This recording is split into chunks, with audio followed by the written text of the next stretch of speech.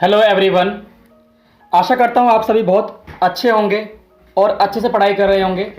आज हम स्टार्ट करने वाले हैं एक सीरीज़ जिसे हम बोलते हैं ईडियम एंड फ्रेजेस, जिन्हें आप हिंदी में मुहावरे या लोकोक्तियाँ बोलते हैं। इंग्लिश में भी ऐसे ही ईडियम एंड फ्रेजेस होते हैं जिनका यूज़ आप स्कूल लेवल पर, इवन कॉम्पिटिटिव लेवल पर तो इसका बहुत सारा यूज़ है।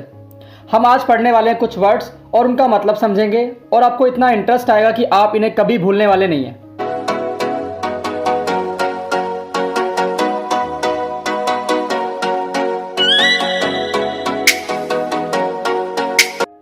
Let's start with first word, that is Apple of Discord.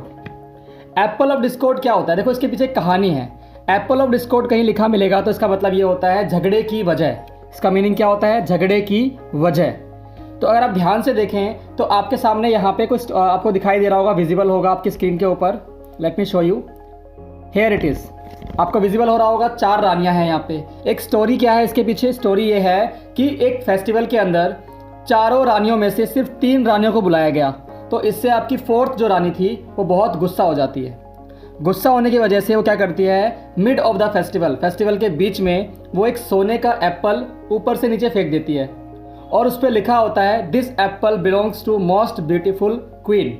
यानी ये एप्पल उस क्वीन का है जो सबसे ज़्यादा खूबसूरत है। अब आप सोचिए, वो तीनों की तीनों क्वीन जो है वो इस बात पे लड़ने लग जाती हैं कि कौन सबसे ज़्यादा खूबसूरत है, और वो एप्पल को लेने के लिए फाइट करने लगती हैं।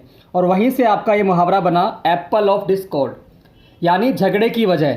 यानी एक ऐसा एप्पल जिसकी वजह से तीनों रानियां आपस में लड़ रही हैं। और इसी को बोलते हैं बोन ऑफ कंटेंशन। बोन मतलब जैसे समझ लीजिए आपकी जो डॉग्स होते हैं वो किसी एक हड्डी के ऊपर लड़ाई कर रहे हैं आपस में कि ये हड्डी कौन खाएगा, तो उसे बोला गया बोन ऑफ कंटेंशन, यानी झगड़े की वजह। सेंटेंस समझते हैं इसका क्या हो सकता है? The wealth of father become Apple of Discord between 2 brothers. यानी 2 भाइयों के बीच में जो पिताजी की वेल्थ थी, पिताजी की जो संपत्ति थी, वो एक झगड़े की वजह बन गई। इसी को बोलते हैं रूट कॉज ऑफ फाइट, यानी झगड़े का मेन कारण। तो आई होप आपको एप्पल ऑफ डिस्कॉर्ड समझ में आ चुका है। चलिए अगले वर्ड की तरफ बढ़ते हैं हम, उसका मीनिंग क्या हो जाएगा। Let's proceed to next word. हमारे सामने वर्ड है an axe to grind. An axe to grind का मतलब क्या हो जाएगा आपके सामने? इसका मतलब ये है, देखो इसके पीछे एक स्टोरी है। स्टोरी क्या है आपको पता है? हमारे पास जो है अमेरिका के एक प्राइम मिनिस्टर हुए हैं, सॉरी प्रेसिडेंट हुए हैं, ओके, उन जॉर्ज बुश का नाम सुना होगा आपने। उनके पास एक इंसान आता है अपनी एक्स यानी अपनी कुल्हाड़ी के अंदर धार लगवाने के लिए, शार्प करने के लिए। दिखाई दे रहा होगा आपको। अब वो आके क्या करता है, आके बोलता है प्रेसिडेंट से कि सर आपकी मशीन तो काफ़ी अच्छी है, जो आपकी शार्प करने वाली मशीन है। और ऐसे वो चापलूसी करने के बाद तो आपके जो प्रेसिडेंट थे वो बहुत खुश हो जाते हैं। वो कहते हैं वाह ये तो तारीफ़ कर रहा है। तो वो क्या करता है, उनसे कुल्हाड़ी लेते हैं और उसकी कुल्हाड़ी के अंदर जो है शार्पनेस कर देते हैं, धार लगा देते हैं। धार लगाने की वजह से क्या होता है, वो इंसान जो है अपने आप कुल्हाड़ी लेकर चला जाता है। लेकिन प्रेसिडेंट साहब बाद में सोचते हैं कि इस इंसान ने मेरी तारीफ़ क्यों की? तारीफ़ इसलिए की ताकि वो अपना काम निकलवा सके। तो वहीं से हमारी ये मुहावरा बना, हमारी जो ईडियम है वो बनी एन एक्स टू ग्राइंड, यानी to have a selfish motive to serve. यानी कोई सेल्फिश मोटिव होना जिसे वो पूरा करना चाहता है, उससे बनता है आपका मुहावरा an axe to grind. Sentence समझते हैं। When I see a merchant over polite with his customer. जब मैं किसी व्यापारी को बहुत ज़्यादा दयालुता से बात करते हुए देखता हूँ कस्टमर के साथ, I think that man has an axe to grind. उस इंसान का क्या मोटिव है? वो चाहता है सामने वाले इंसान के साथ कोई ना कोई सेल्फिश मोटिव पूरा करना चाहता है। तो ये आपका सेकंड मुहावरा था। आई होप आपको सामने आया होगा। नेक्स्ट की तरफ बढ़ते हैं। नेक्स्ट हमारे सामने है डोमिसेल्स स्वॉर्ड। इसका मीनिंग क्या है? देखिए होता ये है, डोमिसेल्स ये समझ लीजिए कि एक राक्षस मान लीजिए आप, या मान लीजिए एक इंसान था जो राजा को बोलता है कि आपके तो मज़े हैं, आपके तो बहुत मज़े हैं और आप जो है मज़े में राज कर रहे हैं और पूरे देश पे अपना राज चलाते हैं। तो राजा क्या करता है, राजा एक दिन के लिए उसको जो है किंग बना देता है। लेकिन किंग बनाने के बाद उसके सिंहासन के ऊपर एक तलवार लटका देता है और तलवार एक हल्के से जो है रस्सी से बांध देता है। इसका मतलब ये हो गया कि राजा उसको ये दिखाना चाहता है कि रिस्पॉन्सिबिलिटी भी आती हैं आपको। जब जो है बहुत सारा राज मिल जाता है या आपके पास बहुत सारी पावर आ जाती है, तो साथ में रिस्पॉन्सिबिलिटी भी आती हैं और डेंजर भी लगा रहता है आपके ऊपर। यानी डोमिसेल्स स्वॉर्ड का मतलब ये हो गया कॉन्स्टेंट थ्रेट। अगर आपके ऊपर एक तलवार लटकी रहे लगातार, तो इसका मतलब ये है आप लगातार जो है थ्रेट के अंडर में हैं, यानी आपका जो है मर्डर कभी भी हो सकता है। तो यहाँ से हमारा जो सेंस निकलता है, सेंटेंस समझते हैं। The exam approaching near day by day is a Damocles' sword to me. यानी जैसे जैसे एग्ज़ाम पास आ रहे हैं, ये मेरे लिए एक ऐसी तलवार है, सिर पे लटकती हुई तलवार के बराबर है, यानी लगातार एक थ्रेट की तरह है। तो ये था आपका डोमिसल स्वॉर्ड। नेक्स्ट वर्ड हमारे सामने है एचेल्स हील। आप इसे एचेल्स पढ़ सकते हैं या एक्ल्स पढ़ सकते हैं। इसका मतलब क्या हो जाएगा? एक फाइटर था, बहुत बड़ा फाइटर था ग्रीक मिथोलॉजी के अनुसार, यानी ग्रीक में एक स्टोरी है, उसके अनुसार जो है एक्ल्स जो है एक फाइटर था बहुत बड़ा, और उसे कोई मार नहीं सकता था। लेकिन तभी किसी को पता लगता है कि उसकी अगर एड़ी पे तीर मारा जाए तो वो जो है कुछ भी नहीं कर सकता। जैसे इंडिया में रावण की नाभि में अमृत था, ऐसे ही इस इंसान, इस योद्धा के जो है हील के अंदर जो है ये इसकी वीकनेस थी। तो जैसे ही यहाँ पे तीर लगा तो ना तो ये हिल पा रहा था, ना ही कुछ कर पा रहा था। तो वहाँ से आपका मुहावरा बना है Achilles heel, weak point of somebody, किसी भी इंसान का वीक पॉइंट।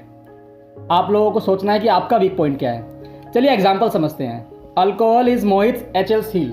देखिए मोहित नाम का आपका कोई फ्रेंड है और उसे आप बुला रहे हैं, वो आ नहीं रहा है, ठीक है। तो उसके दोस्तों ने सोचा कि हम ना अल्कोहल का नाम लेते हैं, शराब का नाम लेते ही मोहित तुरंत आ जाएगा।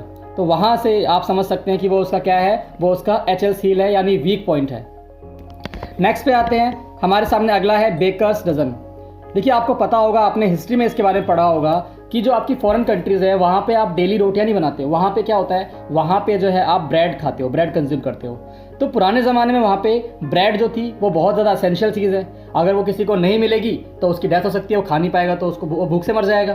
तो वहाँ के किंग ने जो क्या किया था कि जो भी ब्रेड तोलते वक्त, ब्रेड देते वक्त या सेल करते वक्त जो है अगर कोई चीटिंग करेगा तो उसके खिलाफ बहुत बुरे बुरे कानून बनाए गए थे कि उसका हाथ काट दिया जाएगा, ठीक है, उसके जो है ईयर को कील से दीवार में या गेट में ठुकरा दिया जाएगा।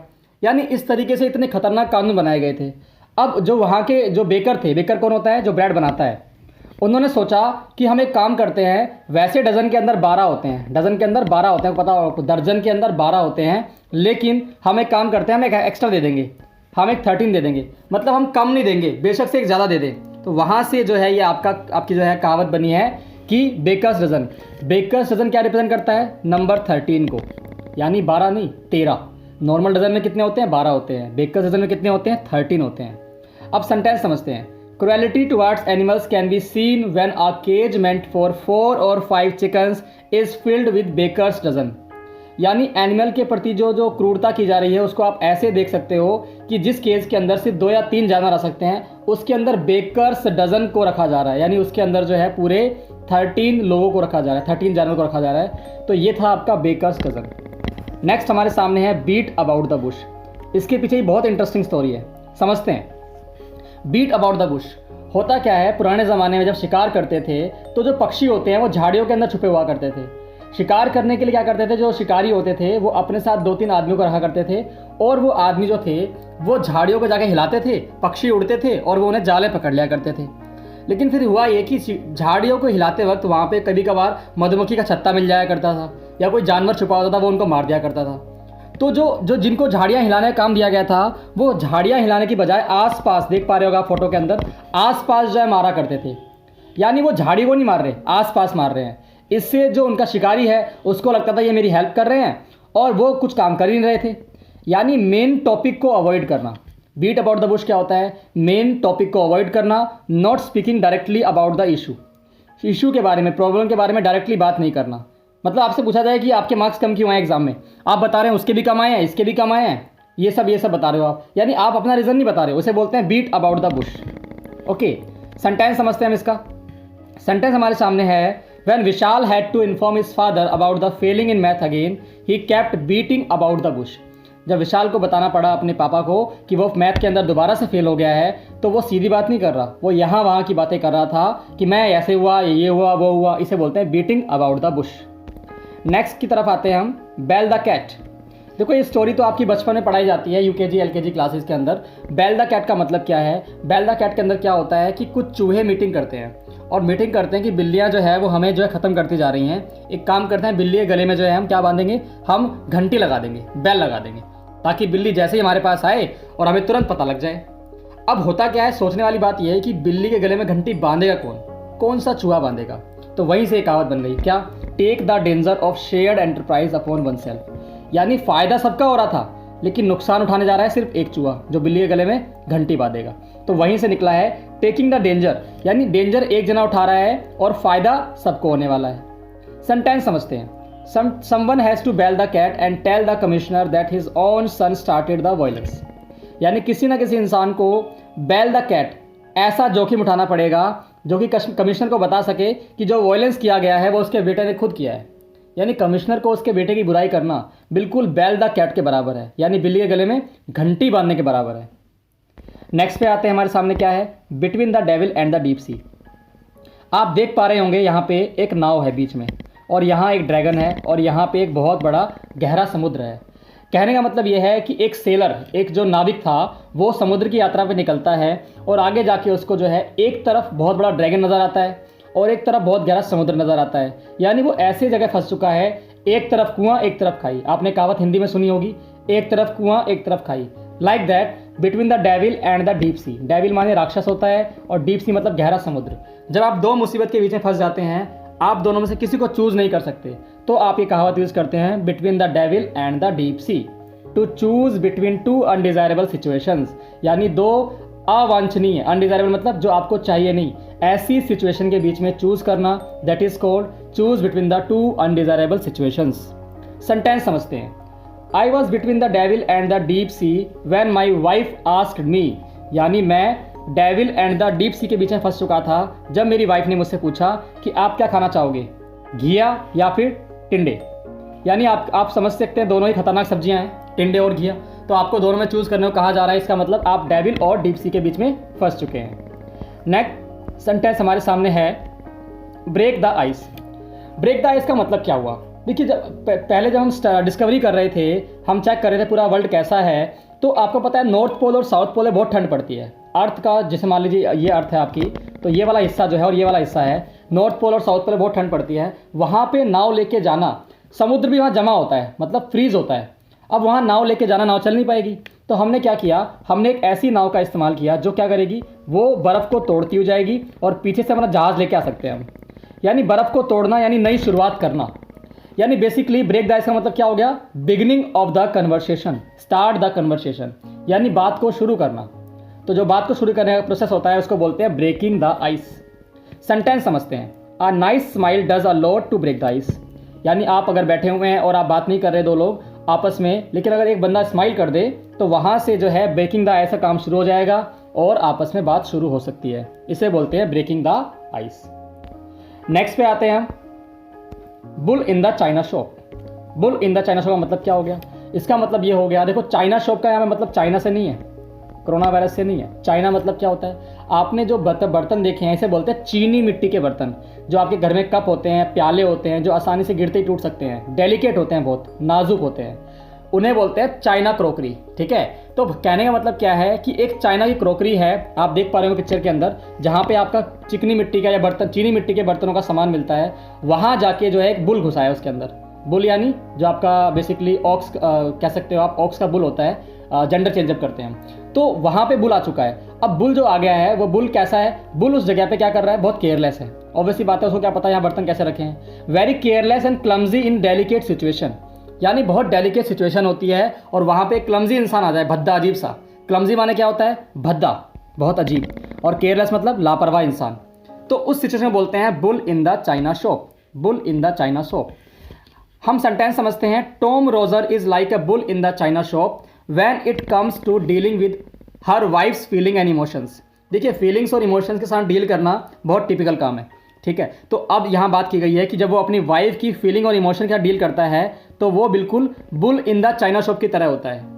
ओके, यानी bull in the china shop की तरह होता है और उसे ढंग से डील करना भी नहीं आता अपनी वाइफ के साथ। तो ये था आपका मुहावरा। नेक्स्ट पे आते हैं हम लोग, कैच आ टार्टर।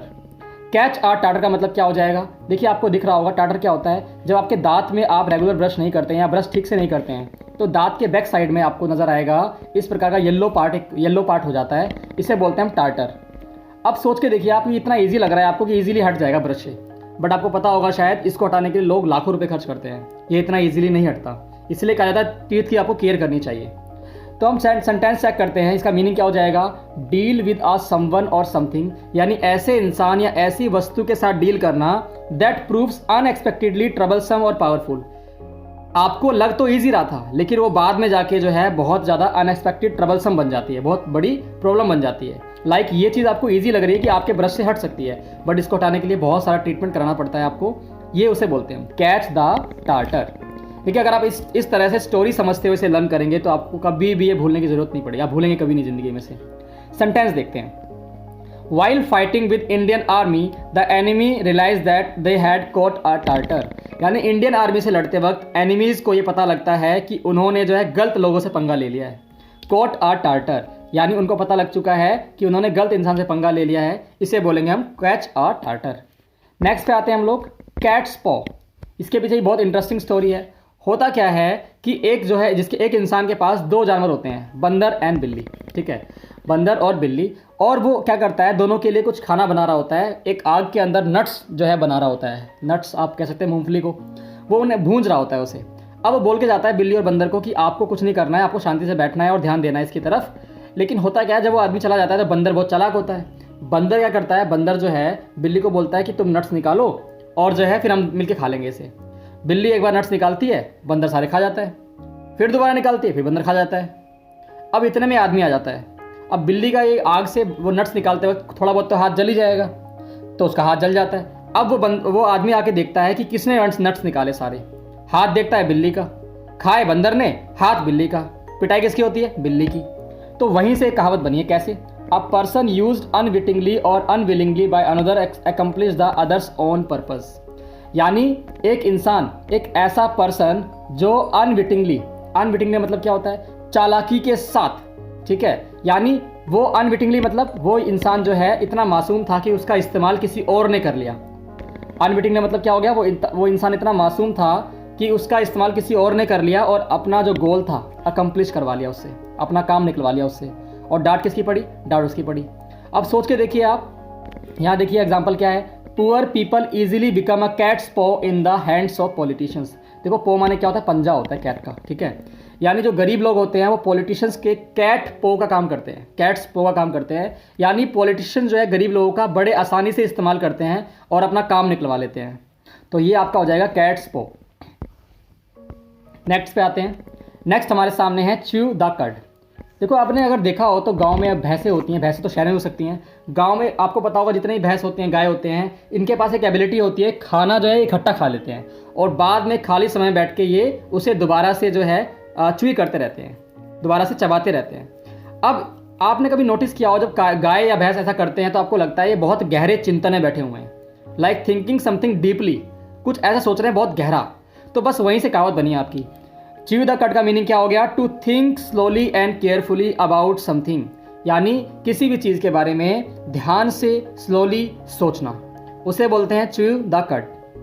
सेंटेंस समझिए, to be strong in quant you should chew the cut over its concepts.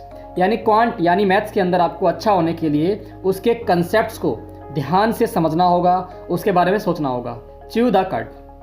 Next की तरफ बढ़ते हैं हम। नेक्स्ट हमारे सामने है dog in the manger, dog in the manger. अब मैंगर क्या होता है, आपने देखा होगा, इसे हम बोलते हैं खोर, बोलते हैं इसे हिंदी में, खोर।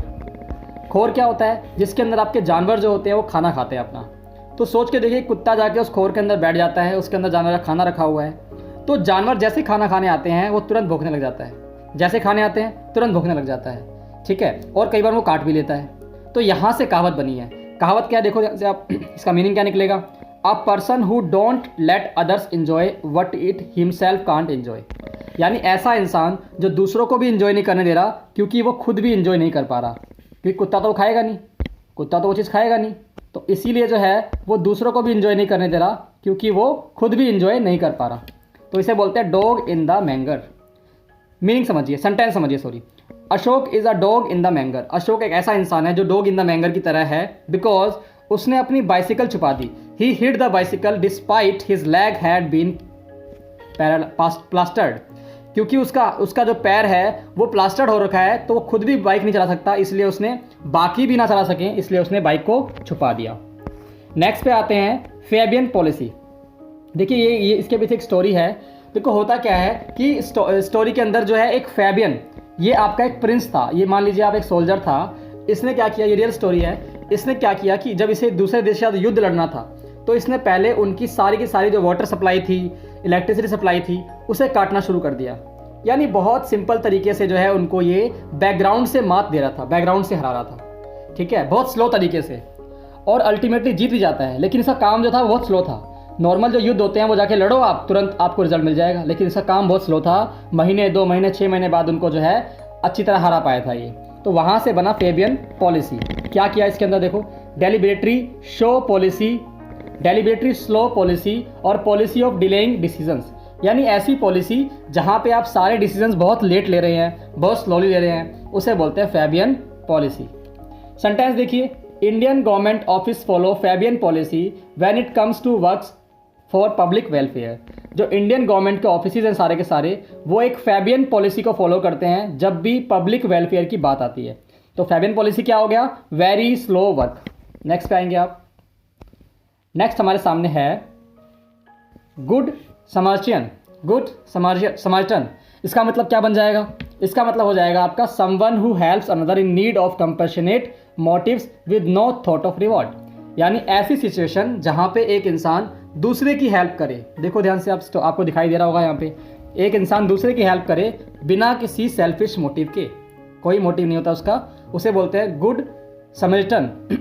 Someone who helps another in need for compassionate motives with no thought of reward, यानी उसको कोई रिवॉर्ड नहीं चाहिए, वो दूसरों की हेल्प करना पसंद करता है, उसे हम बोलते हैं गुड समर्चन।